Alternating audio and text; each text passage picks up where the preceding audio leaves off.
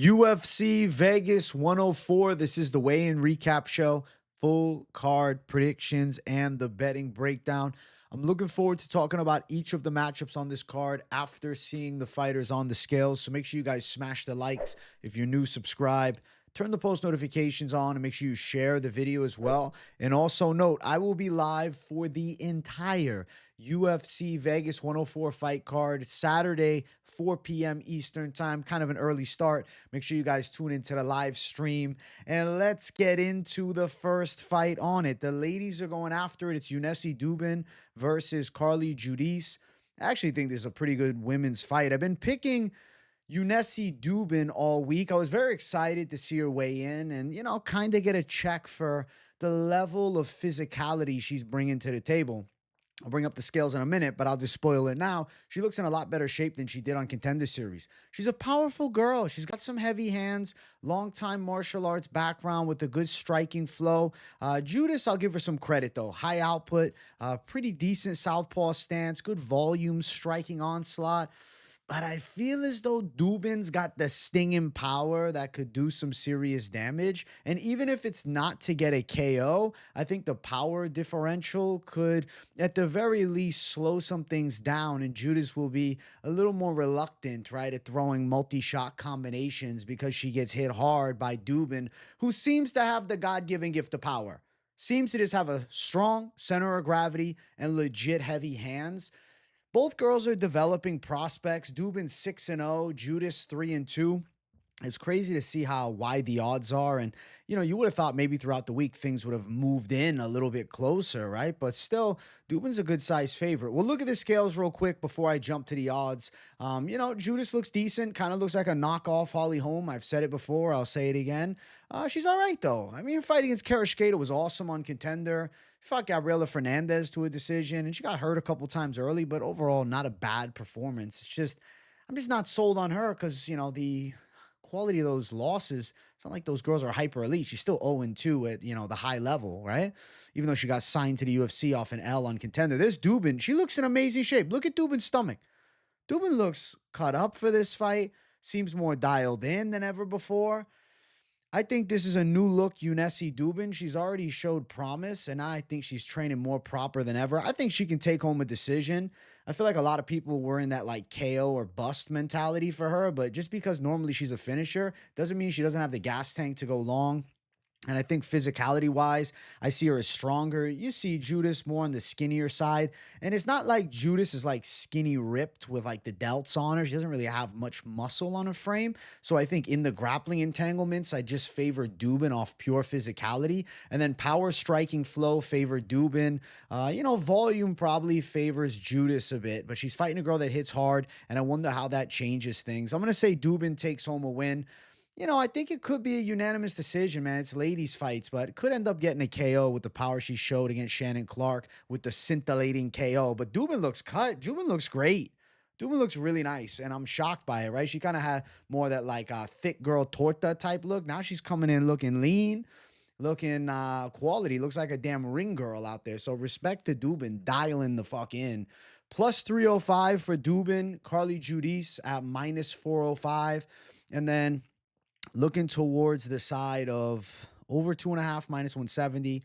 Don't love it. I mean, underdog Judice plus 305. It doesn't seem awful. It doesn't make sense to me that the odds are this wide. I get it. Judice had a good performance against Cachoeira and went long against Hernandez.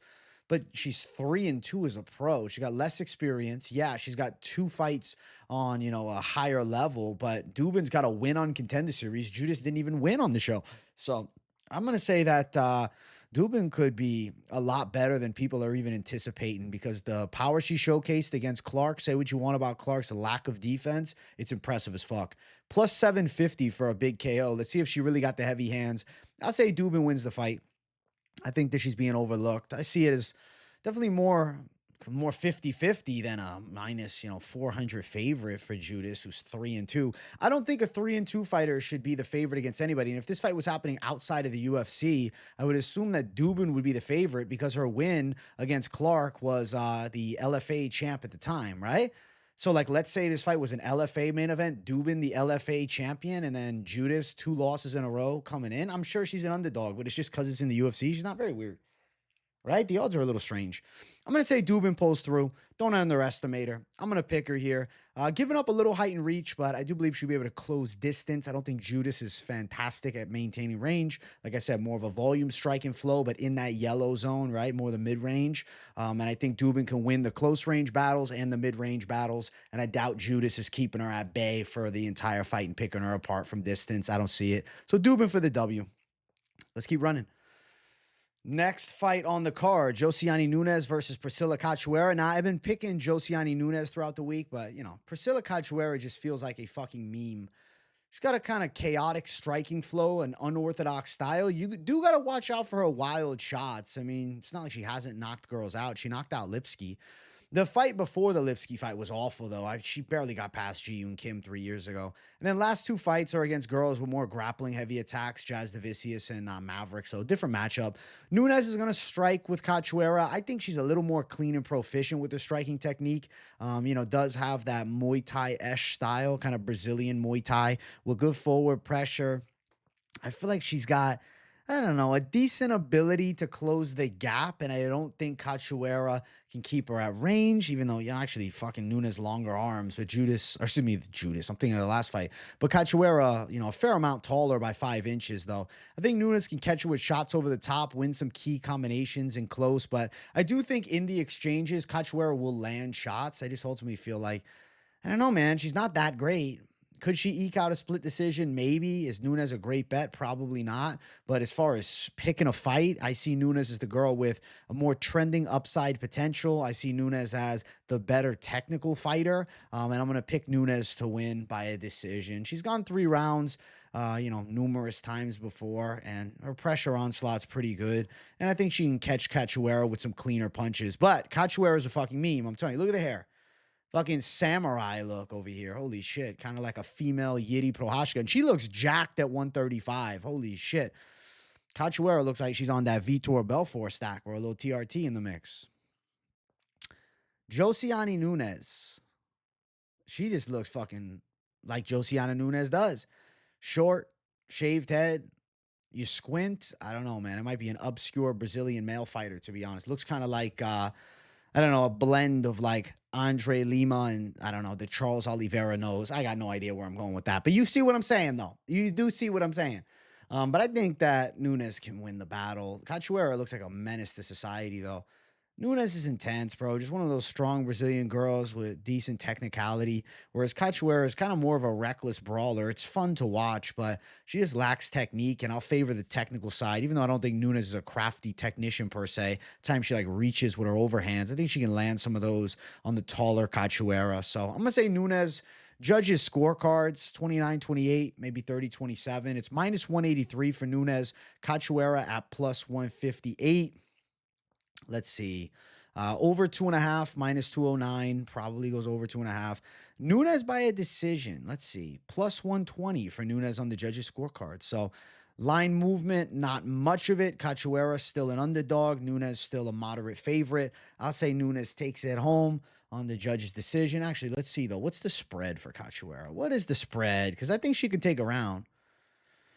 Where is it? Let me scroll down to the bottom here.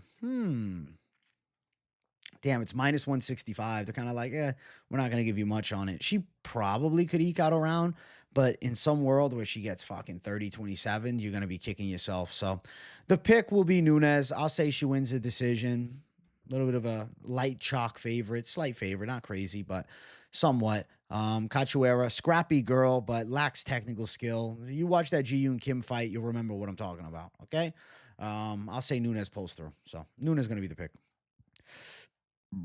Next fight on the card, André Lima versus Daniel Barez. I'm picking André Lima. I have been all week. I also feel like he kind of outdogged Barez at the face-off. We'll touch on it in a minute. Lima's striking flow is smooth. Good Muay Thai striking style. Does also have surprisingly good grappling. He showed that against Felipe Dos Santos last time.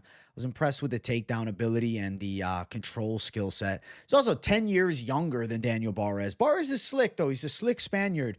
In his debut, he did some damage to Rafael Filho in round one. His hands are definitely nice. Early in fights, he looks good, but does tend to wear out a little bit later. I think he could have some moments in round one and it could be competitive, but I just see Lima as the better fighter overall. The grappling threat is live, but even the striking skill set defensively, I think Lima is sound. I feel as though he can pick his shots pretty nicely here against Barez. Barez, he's got the slickster chance where he could land a big punch, but knocking out a 10-0 Lima seems really unlikely. So at best, maybe he wins some combinations in round one, right? Some key exchanges, takes the first round and then loses the next two, because I don't think he can keep up with Lima over 3 rounds. That's for sure. And I don't think he gets ahead with an early lead, and I'd be pretty shocked if he got a knockout. I feel like Lima's going to dominate this fight overall. I'll say unanimous decision. I could see 30-27, but, first round's difficult. I could also see 29-28 if Barez is really on one in round one, but I'm not going with a 36-year-old prospect at flyweight over an undefeated Andre Lima. That just seems like a senseless act. That's senseless. Andre Lima on the scale. Listen, he was excited to make weight, man. He was hype as hell to make weight. He was just grateful that he was on point. You can see, though, usual shape for him, right? The weight cut, he always kind of wears it on his face a tad. Kind of develops like an alien-like cheekbone, to be honest, and his eyes look sunken in.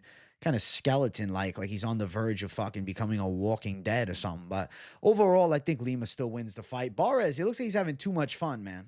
He looks like he's having too much fun. I'll be honest, bro. Barez looks like a fucking chatted American here.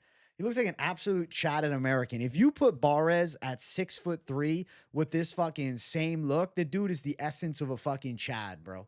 But at the end of the day, unfortunately, he's 5'4", As far as the face-off, like I said, Barez, he's looking too nice at the face-off. Lima kind of put his hand on him and moved him back, and Barez is like, no problem, sir, no problem. I was like, don't give him that much respect, dog. Don't let him touch you, Barez. Barez is a nice guy. I like Barez. I picked him against Altamirano, but I'm not picking him here.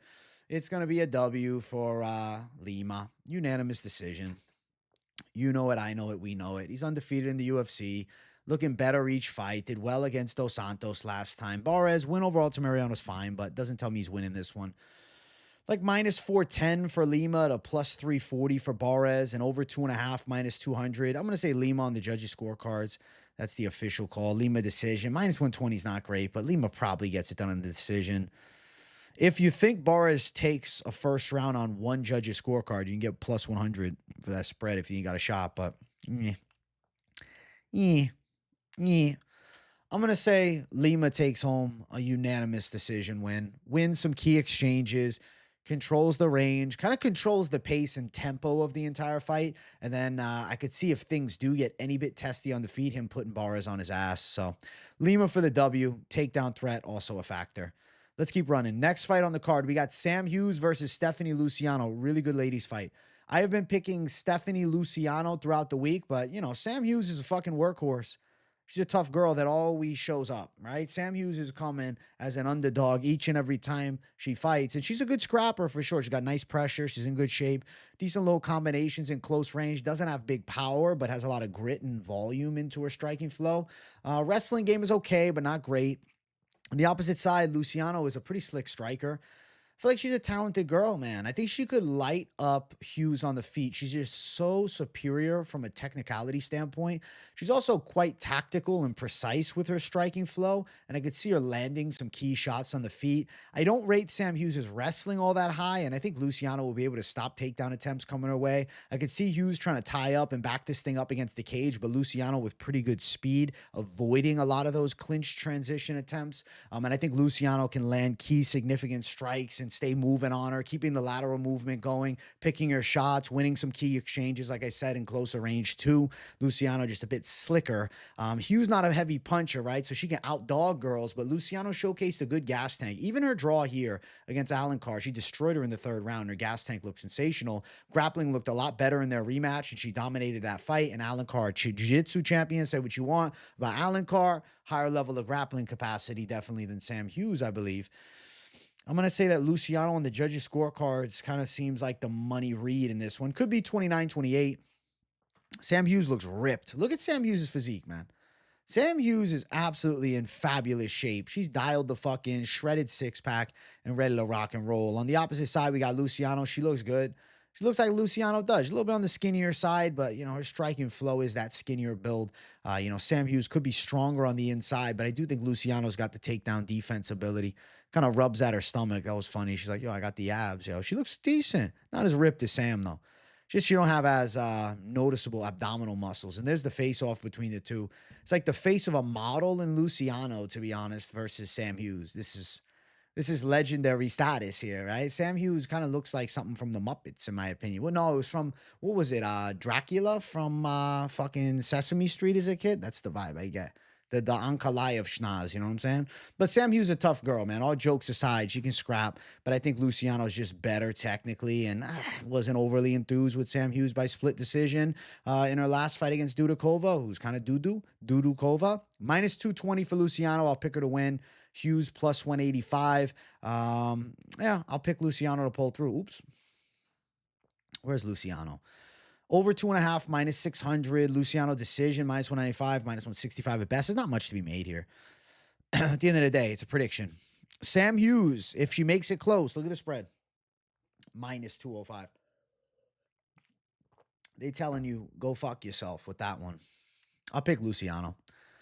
Do I like the plus 155? I could see her losing a round. Like, it wouldn't be shocking, but definitely a possibility of 30-27.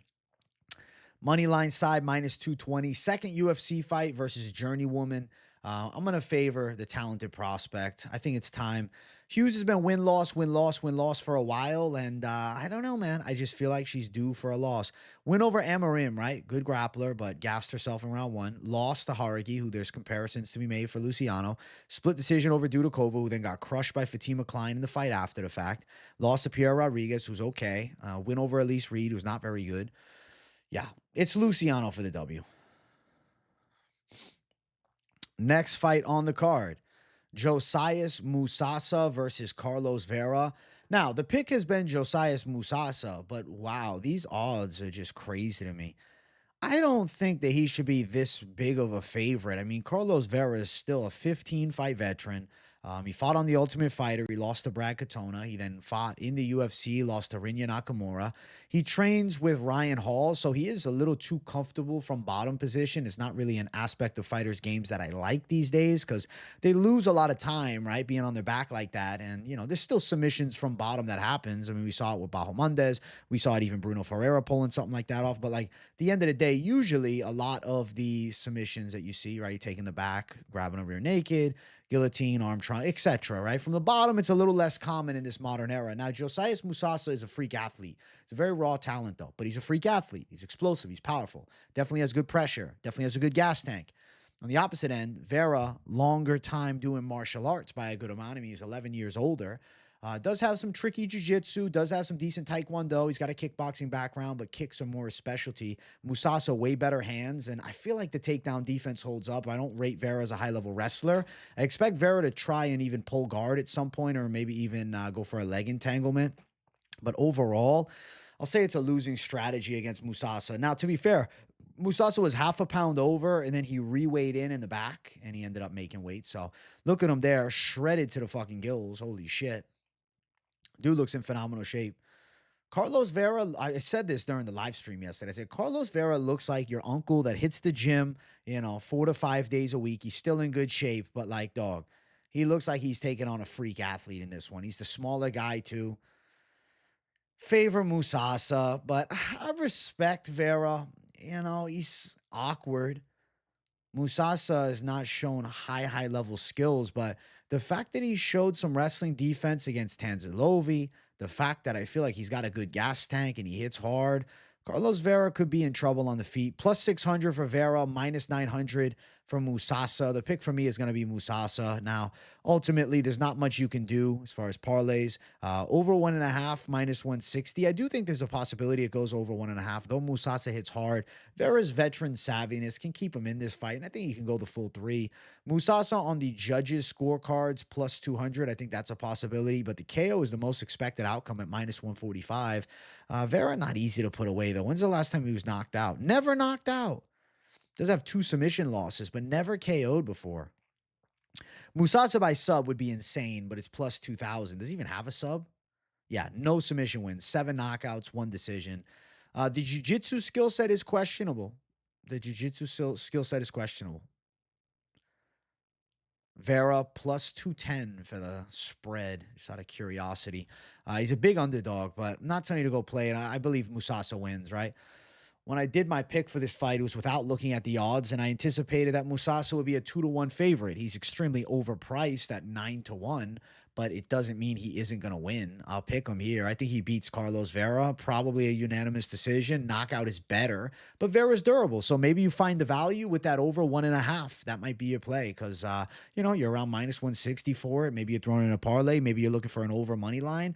Guys are also in the bantamweight division, right? A first-round knockout or even, early second-round knockout. Not super likely, even though Musasa hits like a tank. Vera's got a lot of experience, and like I said, never KO'd. He's got to get some respect on that for something, right?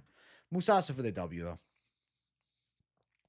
Next fight on the card, Seung Choi versus AJ Cunningham. This fight was really a fight that depended upon the weigh-ins. I said it throughout the week. I'm like, okay, the scales will tell me everything. AJ Cunningham making his bantamweight debut in the UFC.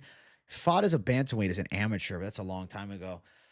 The opposite side, we got Seung Yu, road to UFC winner, but I think Seung Yu is incredibly overrated. I was not impressed by him.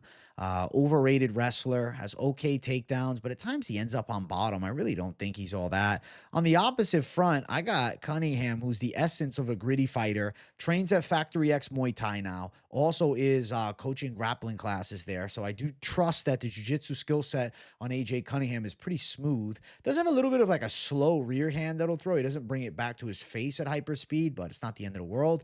Still pretty accurate with his punches. Even had success landing shots early against Ludovic Klein, but that was 2 weight classes up from this, and it's Ludovic Klein who's damn close to top 15 and has a win over Ignacio Bahamondes. So like this levels, Seung Yu, the trash Habib comparisons always annoyed me. Please stop comparing these fucking random guys to Habib, please, for the love of God. He's got okay striking, decent takedowns in the arsenal. I'd say he's relatively athletic and fit, but pretty short. He's at a good height and reach disadvantage. He also was TKO'd in the 3rd round in this fight. And he broke, dude. He broke, and that wasn't that long ago. That was a year ago, right? It was actually more recently than the Stephen Nguyen KO win against Cunningham on the damn Contender. But Cunningham's a gritty motherfucker, man. And maybe 135, he finds his truest essence of flow state. He's no longer at Law School MMA. He's at a much better gym, Factory X Muay Thai. I think that could be a career changer. So I'm going to say AJ Cunningham takes home the W, man. W for Cunningham. There he is, shredded up, bro. Cunningham, he looks just like a ripped bantamweight. He also looks completely psychotic and actually kind of scary. He looks terrifying. He looks fucking terrifying. AJ Cunningham, like, you remember the South Jersey Strangler? I don't know. This looks like the fucking, I don't know, where's he from? Arkansas? This looks like the fucking South Arkansas Strangler. No, we'll call him the West Arkansas Slaughterer, bro. He's doing some crazy shit. But that's good. That's the guy I want to fucking pick in a fight like this. Seung Yu, I mean, he looks all right. Got the fucking goatee on him. He's in decent shape. There's the face-off. Cunningham a good amount taller. It looks like he is a legit bantamweight, though. I think Cunningham can handle business, man. I do. I'm going to pick Cunningham to win, and it's not because the odds. It's because I think he has a chance. This is much more of a 50-50 fight to me, but the odds have you believing that Seung Yu is the next Habib at minus 625. I don't really get it. Cunningham plus 450, so I think Cunningham's got a chance. Later stage KO is a possibility. Over 1.5 at minus 205 is a possibility. Looking at, let's see. What do I want? Fight starts round 3 is minus 150. Okay, I was curious about that. Cunningham, KO, TKO, plus 900, up to plus 1200. All right, let's see. Fucking mouse, man. Sometimes this shit lags out. It annoys the shit out of me. All right, Cunningham for the spread, plus 180. So if he can secure a round, one judge, not get finished, yeah, he's in the shot. He's in a good spot. Cunningham wins round 3 or decision plus 750. I think he is live for a later stage KO if he's still there and like Seung Yu gasses like I think he could. I kind of like 3rd round knockout. But yeah, the pick is definitely AJ Cunningham. I think he's a live underdog here. It's a 50-50 fight, but I think Cunningham can pull through. I don't get the overrated hype on fucking Su Young Yu. The ball game Jelly Issa one, the split here, the loss here. I get it. Like Cunningham, is 0-1 in the UFC and lost on Contender, but it's also a bantamweight Cunningham, and he's at a way better gym. So like changing to a high level gym can change things. I've seen him getting rounds in with Yusuf Zalal, so I got some faith that he looks better. I'm going with AJ. AJ for AJ in this one. I'm going with my guy. Let's get it. Feature prelim. Waldo Cortes-Acosta versus Ryan Spann. I won't lie to you guys. Ryan Spann is a guy that at heavyweight I am very excited about. I am picking him. I have been all week, but with the stipulation that I need to see the scales. He's an underdog that I love this week, and I considered calling him a savage dog lock underdog.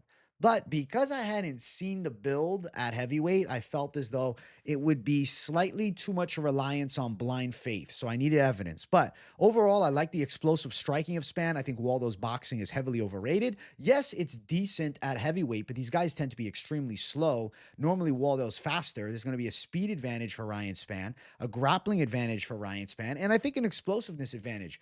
Waldo was 6-4 as a pro boxer, and he has been KO'd before. So it's not like he hasn't been chinned just because in MMA he hasn't been put out. And I know he's got a nice record at 12-1, but I wasn't overly enthused with the Arlovsky win by any means. The Rebellis Spain fight was shit. He shouldn't be ranked number 12 in the world.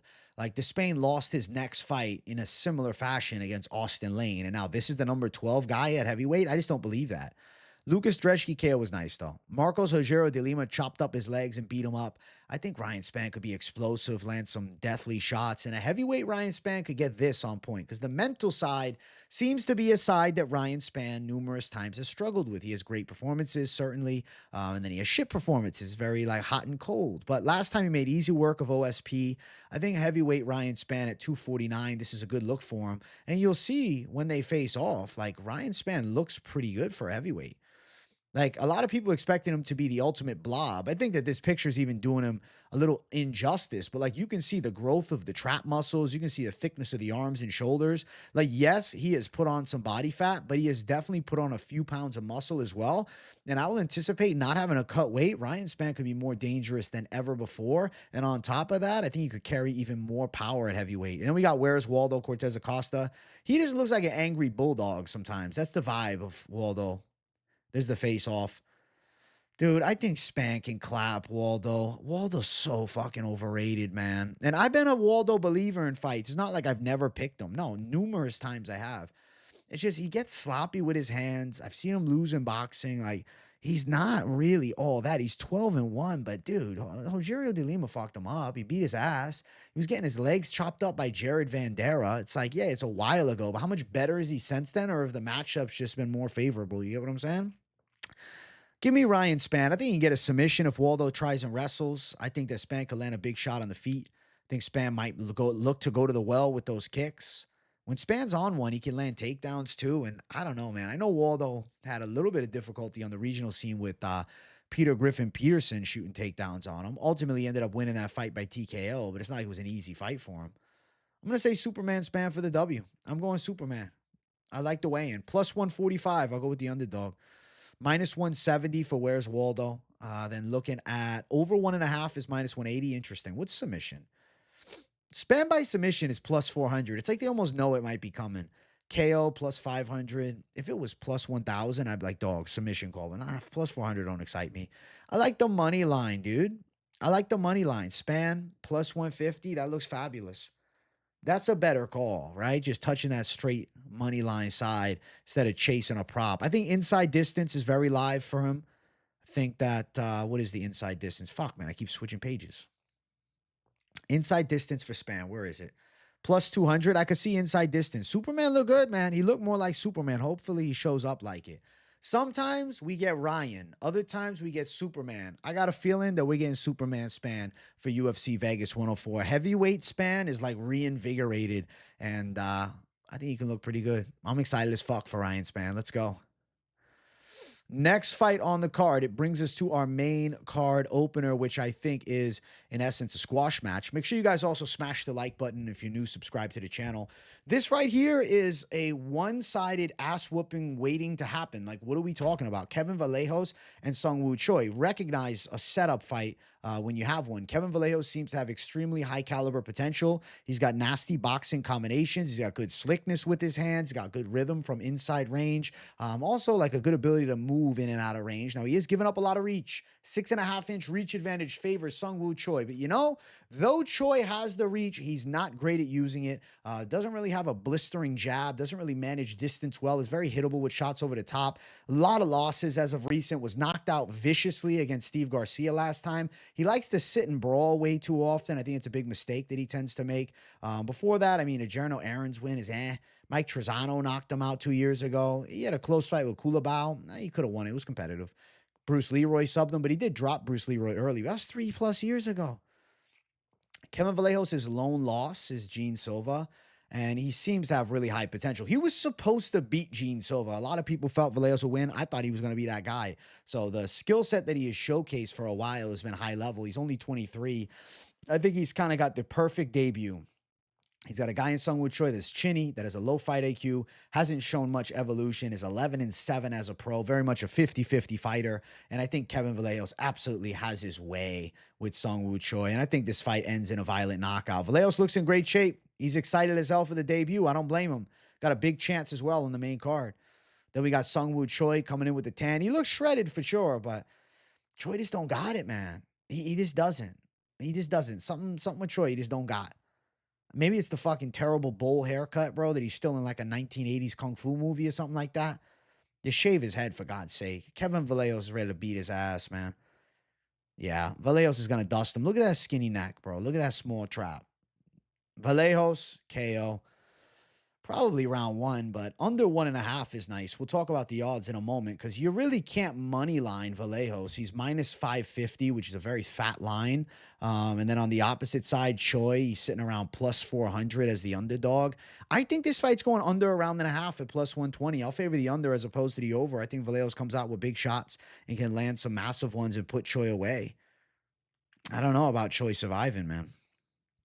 Choi's long, but I don't know about him surviving. Vallejos by KO plus, no, it's minus 155. That sucks. What's Vallejos round 1? Plus 175. Vallejos KO round 1 plus 160. I say under a round and a half. Under a round and a half. It could be early round 2. Vallejos round 2 by KO is plus 325. It's really not great. I think this fight goes under a round and a half. I think Vallejos lands some key combination punches. I think Vallejos can rip Seung Choi on the inside. He rips to the head well, rips to the body well, strings his shots together nicely. Seems to have a really smooth striking flow. And I just feel like he's a prospect to be like pretty excited about. That's kind of the vibe that I'm getting from him. Prospect to be excited about, prospect to keep your eye on, prospect to be like, yeah, this kid's got something. And he's still young at 23, so blossoming skill set. Expect him to be better this fight than even his last one. And I think he handles business against a Seung Choi with a questionable fight IQ and is a bit chinny. Vallejos, destruction. Next fight on the card, DR Nurgozhay versus Brenison Ribeiro. The reason I am hesitant here is because DR Nurgozhay misses weight by 4.5 pounds. What in the fuck? What in the fuck? DR Nurgozhay comes in at 210 for a light heavyweight fight. I have no idea what happened. I don't understand what happened. I don't know how this happens. I don't know. I hope that something comes out. Maybe during this recording it comes out and you guys can tell me in the comments. But it didn't make any sense because he didn't look like he cut much weight. We're going to pull up the scales in a minute. I'm flabbergasted that he would do this in a debut, not dial in for the weight cut because he got fat on him. Now, when Nurgozhay's on one, he's dangerous. I don't know if he's selling here and he's just like, oh, fuck it. I don't know. Brenison Ribeiro look great. I've been picking Nurgozhay all week because I think he's a dangerous southpaw with fucking nasty high kicks, good punch combinations and close. Seems to have some real knockout power and a good ability to close distance, good uppercut. Ribeiro dangerous too with striking, can mix it up nice on the inside, especially for a taller guy, and does have some legit power. But that fight against Machado, I wasn't overly impressed, and I felt like it kind of, it checked the level of Brenison. He's got a bit of thud in his hands, but he's not super heavy-handed. And we've seen his light shut off before. Mingyang Zhang did it to him a year ago. Also, outside of the UFC, he's been chinned a couple times. And Nurgozhay seems to have that frame that carries a lot of power, and he should knock him out, but is his mind not in it? Like, this weight miss is atrocious. It's because he also looked like shit. Brenison Ribeiro looks in good shape, man. He's just happy to be on the roster still. Nurgozhay just looks completely unmotivated and out of shape. I don't know what he's going through, but I don't get it. I'm confused. I wish he spoke English so we could find some things out, but like, this guy looks like he doesn't want to be there. If you just told me nothing about these fighters, I would assume that this is the opponent and that is the guy that's supposed to win. Right? Like Nurgozhay he looks horrible. I think my confidence on Nurgozhay dropped substantially seeing him miss weight, but also just not really show up in shape. Like, it doesn't look like Nurgozhay cut any weight. It looks like he ate before the weigh-ins. Like, come on. This guy does not look like he fucking just went through a treacherous weight cut. I don't buy it. I don't buy it. I don't buy it. I think he could have made 205. I think that he was undisciplined. I don't know what's going on. Not an English speaker, so like we don't really know for sure. But what I'll tell you is I don't like it. And, if Nurgozhay was a confident pick for you, which it was for me earlier in the week, I think it wouldn't be a bad idea to consider making some alternates if you got parlays with them. Or even maybe you're cashing a few out just out of the worry. Now, when he's on one, he's very terrifying and he's aggressive and he's intense and he's got a good flow. But like, I don't love the body language. I don't love the feel. It's an essence of, I don't want to be here right now. Now, even though he looks like that, it doesn't mean he can't go out and win. The tape tells me that if we have an on-point Dara Nurgozhay, he will fuck Brenison Ribeiro up. I am not flipping my pick because of this. Because sure, Nurgozhay may look like shit today, but he might be ready to go to war tomorrow. I'm just worried about body language and the fact that he doesn't really look like he tried to cut weight or is in great shape. I don't know what's going on. You think that this would be the big opportunity of a lifetime. You wouldn't risk getting cut from the UFC over this. Very strange, but I do think Nurgozhay could chin Brenison, but maybe he just wins a boring decision now because he just wants to wrestle and he's probably got a takedown edge. Minus 400 for Nurgozhay, Ribeiro plus 300. I don't know. The body language for Nurgozhay is worrisome. Over a round and a half, minus 165 is live. Nurgozhay by KO TKO, minus 105. What's the spread here? What happens if Ribeiro went 3 rounds, made it difficult? Ribeiro spread plus 165. Interesting. Nurgozhay's so nasty when he's on one, though. It's like, is he just having an off day? Is it just a bad weigh-in? Did he eat something bad? Like, I don't know. I don't fucking know. But when he is on one, I believe he could handle a guy like Brenison Ribeiro by knockout. That's been the call throughout the week. KO for Nurgozhay, minus 105. Decision Nurgozhay, not nearly as good at plus 300. I'm going to go with Nurgozhay to win still, though. I'm not pick flipping. Brenison Ribeiro really didn't look good against Kyle. Against Kasulov, he looked all right, but then Gadzi Kasulov got cut from the UFC. He's a fucking can. Mingyang Zhang fucking killed him. The knockout of Bruno Lopez is pretty badass, though. That's fair. I mean, when he's on, this is what he can do. He can KO guys that are decent, fucking up Emiliano Sordi and then fucking up Chefwick. I mean, he looked good in those fights, man. Seems to be a talented striker with a calmness to his style, surprisingly good dexterity on his kicks, real power in his hands. It's just his body language was of somebody that didn't want to be there. Don't know what's going on, but I am still going to stay with the pick. I'm not going to jump ship because I trust the tape, number one. But at the end of the day, don't love the body language. Nurgozhay for the win. Next fight on the card, Damon Blackshear versus Cody Gibson. I've been picking Damon Blackshear all week. If you guys follow the channel, you know I like Damon Blackshear. I'm a fan. I've liked his style for a long time. I've spoke highly of him for a couple years now. He gave Mario Batista a nightmare a little while back, and then his next fight, one-punch KO loss to Montel Jackson. It looked terrible. But instead of following that up with shit, he followed it up with a masterpiece. He destroyed Cody's stamina. He knocked him down, or rather rocked him bad with a flying knee before getting his back and strangling him. Damon Blackshear is good, man. And I don't think Cody Gibson is going to be the same level. We have a younger Damon Blackshear, absolutely in his prime right now. Crafty grappling skill set, better submission threat for certain. Wrestling game, I'll also favor Blackshear, though Gibson does have a decent wrestling flow. Striking, Gibson's not overly impressive. I think Blackshear is slicker and more powerful. Not much of a power punching threat with Gibson. I think Blackshear will be fine on the feet here. And I expect Blackshear, without too many worries of the offensive striking attack of Gibson, I believe Blackshear could let his combinations fly and maybe you could land some big shots on the feet. Now, Gibson, not a chinny guy by any means, but he has been subbed before, and I think Blackshear could lock up a submission here. I'm going to favor Damon Blackshear to win. I believe he has top 15 potential, whereas Cody Gibson, the last 2 wins are against Henheliger and Kelleher, who are 2 of the lowest level guys on the bantamweight roster. Or, not anymore, I don't believe, but were at the time. So I'm going to go with Damon Blackshear. I think he can beat the Ultimate Fighter finalist in Cody Gibson. I'll say Blackshear handles business. Oh, he went 3 rounds with Miles Johns. Yeah, didn't Johns come in like a week's notice or 2? Like, it was a really short notice. Johns just hopped in there and fucked him up. So I think Damon Blackshear is hopping in there and he's fucking Cody Gibson up. This should be a lock. I'd be very shocked if this doesn't happen. Like, I would be absolutely fucking shocked. There is Darren Till's long-lost brother, the American version. He was sent to America when they were kids. And, they just found out they were brothers recently. And there he is, Cody Till, or Cody Gibson Till.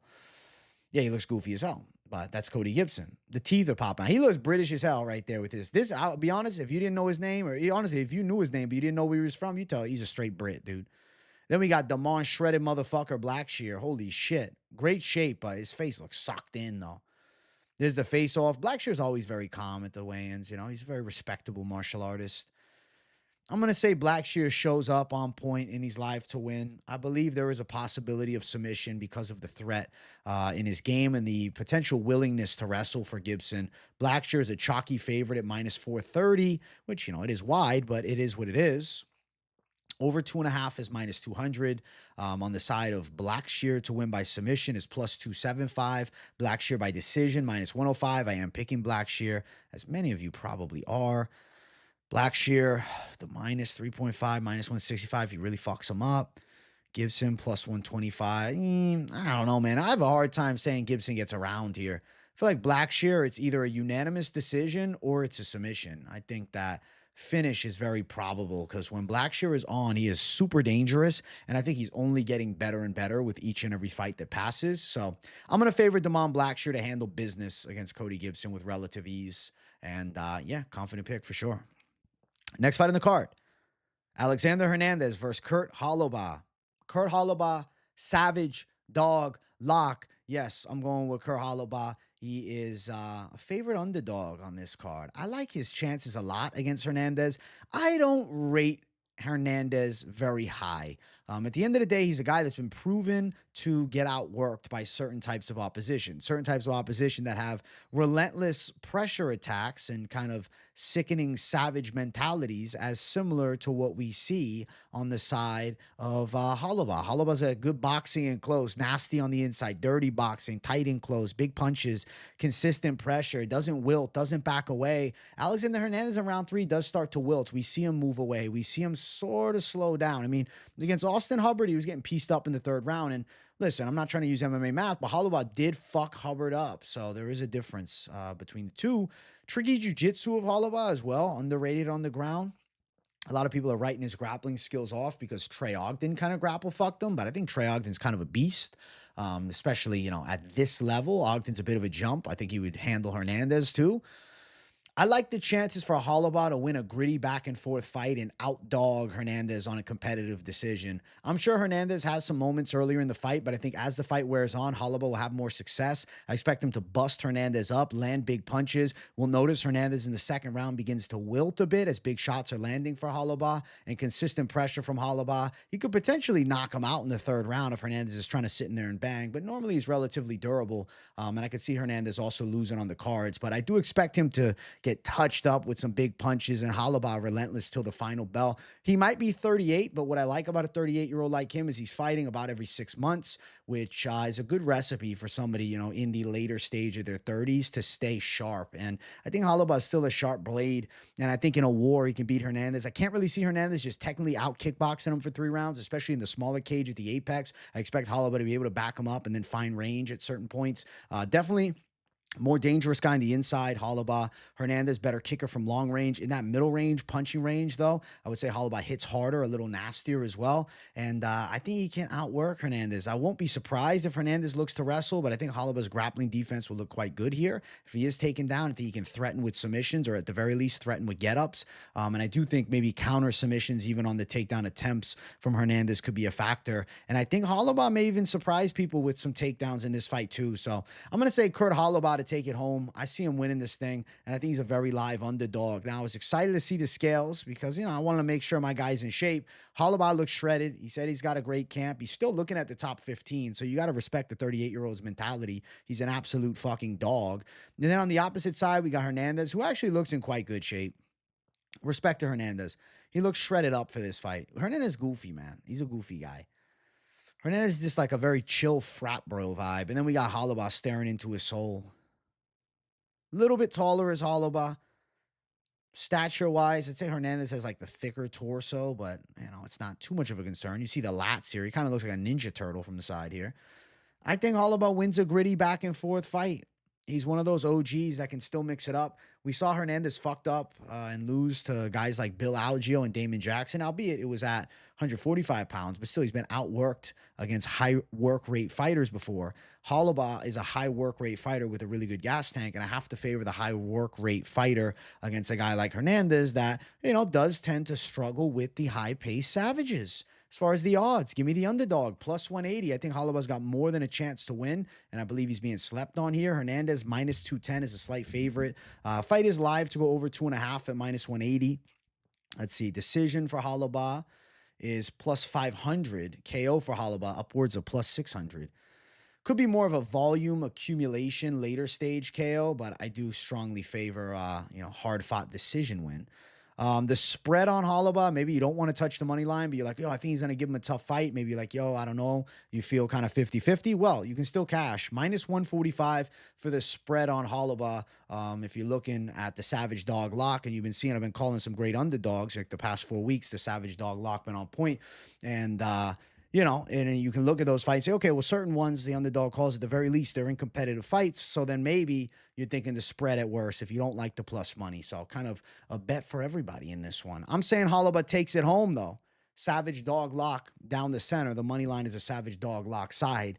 And I think Kurt Holobaugh, as an underdog, outdogs Alexander Hernandez. I believe Holobaugh is better in gritty fights, and I think he's going to showcase it here against Fluffy. I'm fucking botching names. The Great Ape Hernandez? I'm thinking, I'm thinking Anthony Hernandez. Too much credit. If it was Anthony Hernandez, I'd be running. No, it's Alexander. The Great Ape. Alexander the Great Ape? Such a random nickname. So random. I'm going with the Hurt. I'm going with Holobaugh. Just better nickname overall. Give me Holobaugh for the dub. Next fight, co-main. Elizio Zaleski, Chidi Njokuani. Weight miss. Chidi Bang Bang missed weight. And you guys know, I've been saying it all week. Chidi Njokuani a while ago, he said this. He said, I don't want to cut to 170. I hate cutting to 170. It's horrible for my body. I don't want to do it again. And then next thing you know, he's at 170 again. And now he misses weight this time because the weight cut is way too much for him. The pick has been Elizio Zaleski. And even though Njokuani in his last 2 has gone 3 rounds in fights at welterweight, I suspect he could gas out with a high-pressure attack from Elizio Zaleski, especially mixing in wrestling.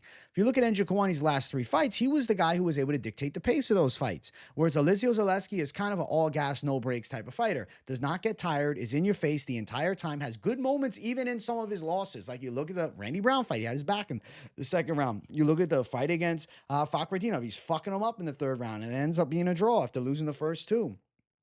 Elizio Zaleski's got dangerous Brazilian Muay Thai, but he's also got stronger grappling between the two. I could see him landing takedowns. I can see him making this a nasty fight.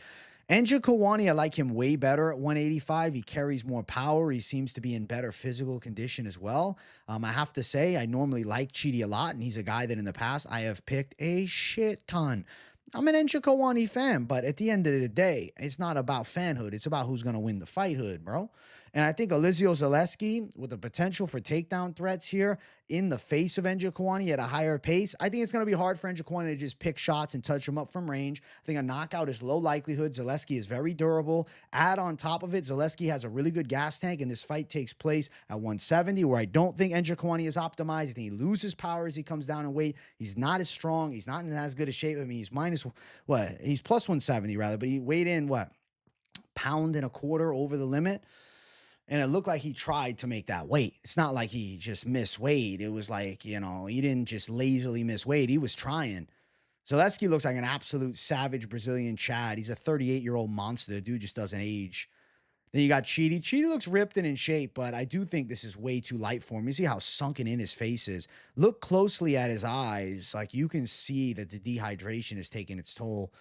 Then we got the face-off between the two. To be honest, man, Njokuani's chin could also be affected from a weight cut like this, and Zaleski can land big shots, but I favor Zaleski's jiu-jitsu. I think grappling overall is a favorable aspect for Zaleski in this fight, and I will be the one picking Zaleski. I do believe submission is a live possibility as well, but I could see him outworking Njokuani by a decision also. First round Njokuani's striking flow, I believe, looks okay, but Zaleski's pressure and takedown threat is going to be too much, and I don't think Njokuani can do it for 3 rounds. Now, Zaleski's a bit of a favorite around the minus 200 range, but I do believe he wins. Njokuani plus 175. I just don't like Njokuani at 170. A lot of the times I pick him as a dog. I could not in this one, and I tried. I spent a lot of time on this fight, and I just think that Njokuani is less efficient at 170 pounds, and he's not getting any younger. This weight cut's not getting any easier. He already spoke on hating it years ago, and now he's doing it in the later stage of his career. I have to favor Zaleski to outwork him. Let's see. What is Zaleski over half a takedown? Over 1.5? Ah, damn, I thought it was over half. I said we're set at minus 250. I definitely think Zaleski can land a takedown. Boom, boom, boom, boom, boom. The Njokuani spread, if you like that, is minus 115, but I do think he's live to get finished. Could have a good first round, though, but still very live to get finished. Where is our Zaleski submission prop? Zaleski by sub, upwards of plus 900. Zaleski's got a tricky jiu-jitsu game. A tired Njokuani choked out. I'll say Zaleski by submission is rather live. I do think this fight goes probably over a round and a half. That sits at around minus 200, minus 180. I think there's a live possibility of a Zaleski later stage submission, second or third round. So give me the sub for Zaleski. I'll call that officially, but it wouldn't shock me if he won a decision. At the end of the day, Njokuani's got a nice 7-inch reach advantage. He's 4 inches taller, but how long can he control distance here, especially at the small cage, man? We're at the apex. I know Zaleski's going to look to bring that pressure and close the gap. I think he can land some shots too, but the takedown threat is live. I can see Njokuani's takedown defense holding up early in the fight, but then as this fight wears on, as he slows down, as the breaths get harder and harder, and he's having to fight off this savage Brazilian's pace over 3 rounds, I don't think he survives 3 rounds. I'm saying Zaleski with the later stage submission. Finds a dominant position and breaks Njokuani. So Zaleski for the win. Let's jump to our main event of the evening. If you guys haven't, make sure you hit the likes, and if you're new, subscribe. We got Marvin Vettori versus Roman Dolidze 2. They run it back. I think this fight looks eerily similar to the first one, with Vettori having better defense of Dolidze's blitzes. Now, to be fair, though, the pick has been Vettori all week, but I will mention there has been a lot of word on that Vettori's shoulder not being fully recovered, which is, worrisome for sure. People saying, oh, he's just taking the fight because he wants a paycheck or he wants a UFC to pay for another surgery.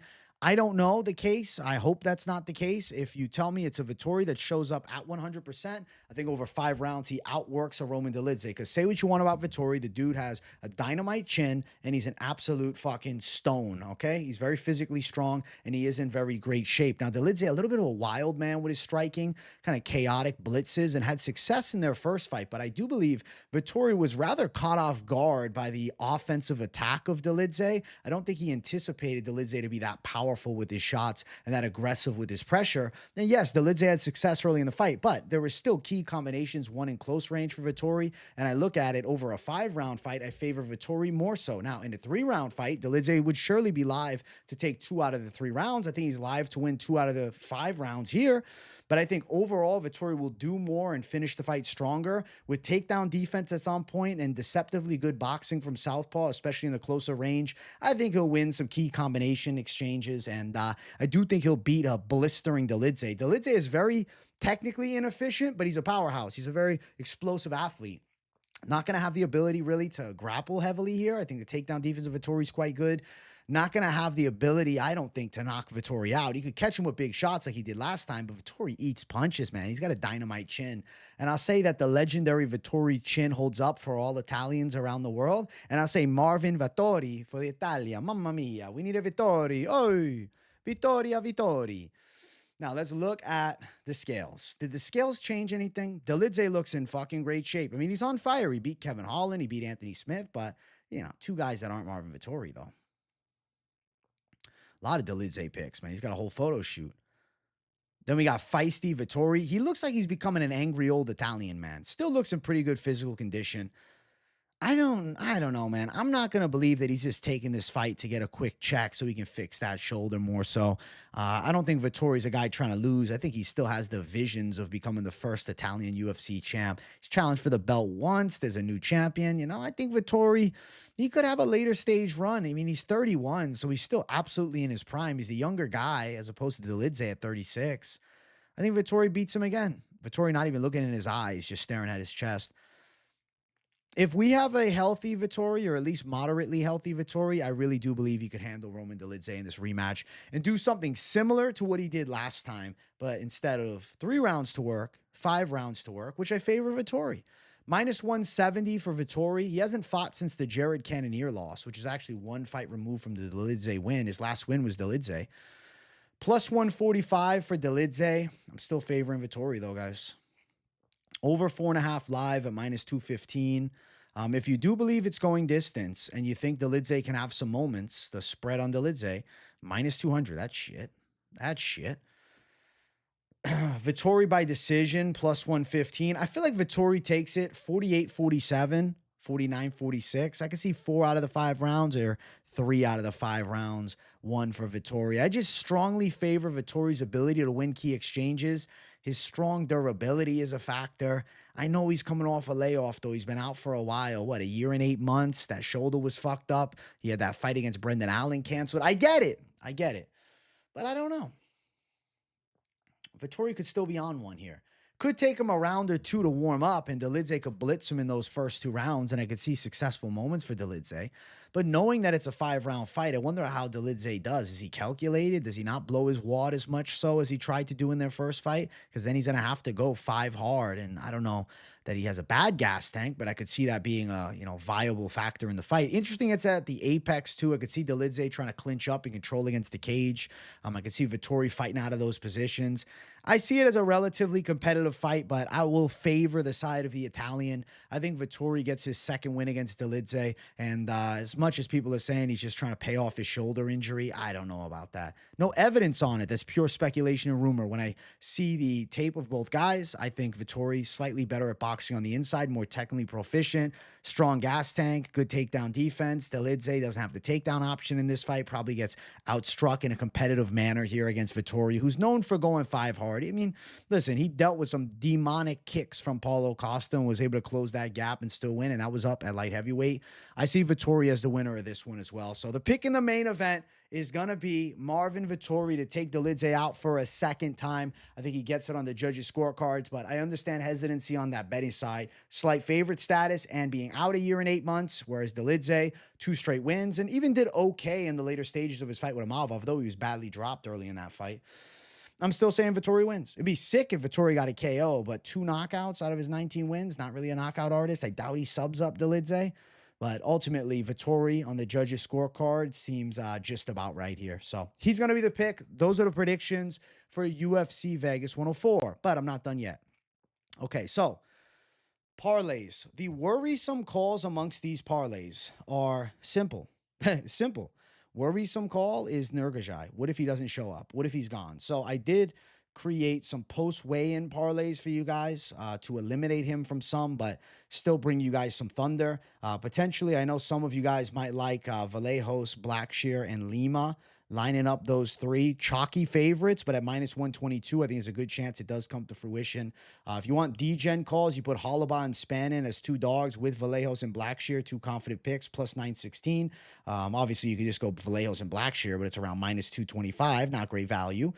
Then looking at Vallejos, Blackshear, Holobaugh, Spann, and Zaleski, I do think Zaleski is very live to win against Chidi Bang Bang. It was not a confident pick initially earlier in the week, but I have relative confidence on him, especially with Chidi not looking great on the scale. Plus 1436. A little degeneracy. Now, if you want to throw Holobaugh, Spann, and Cunningham in a parlay and then add 2 confident picks, Vallejos and Blackshear, if I am underdog hunting like a madman this week, plus 5,486. Now, the most savage of them all is still alive, and Cunningham looked pretty good. Duben looked pretty good. Spann looked pretty good, and Holobaugh looked pretty good. Plus 15,988 for the savage AF, which is still there. Vallejos is under 1.5. I mean, if you want to go even crazier, I planned on doing one live for you guys, and I'm just going to concoct this now. So under a round and a half in the Vallejos and Choi fight with AJ Cunningham, with Ryan Spann,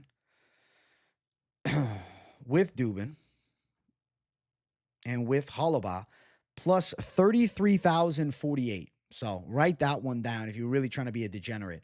Now, if you're like, listen, bro, I don't know how I feel about, one of the fights. You can remove them and still have an amazing tag, right? And then for some of the other parlays, if you're very hesitant on Nurgozhay, you did not like the weigh-in or body language, as I did not either. Trusting the tape says keep them in, but body language tells me be worrisome. You could remove them from the sweep or any of the other plays like the I like and still have decent value on your line. So at the end of the day, trying to give you guys a little bit of magic to work with, a tool for your parlays to be set up with what I'm looking at. But overall, I'm sticking with all the picks. There's no shifts, there's no flips, but there is maybe some confidence shifts slightly with body language in Nurgozhay. And then Zaleski looking very good and Njokuani not looking great. So those are the calls. Those are some of the parlays for the people. I hope you guys enjoyed this week's episode of the Weigh-In Recap Show. It was a lot of fun. We hit 45,500 subs earlier today, so I want to say thank you guys for hitting subscribe. I love you all. Smash the like button here if you haven't yet. Make sure you hit that subscribe button. Keep it locked in. Daily content, daily live streams. You don't want to miss a thing. Turn on the post notifications too so you don't miss a video. And don't just keep it on personalized. Put it on all because you really don't want to miss anything because I got a lot of stuff coming out on the channel multiple times a week, every single day, really. Let me know in the comments. You got any pick flips? What do you think? You worried about Nurgozhay? I want to hear from the people. Let me know down below. If you got nothing to say in the comments, but you just enjoy the content, as always, W in the chat to boost the algorithm for your boy. Thanks for watching, everybody. I'll see you all in the next one. Peace out.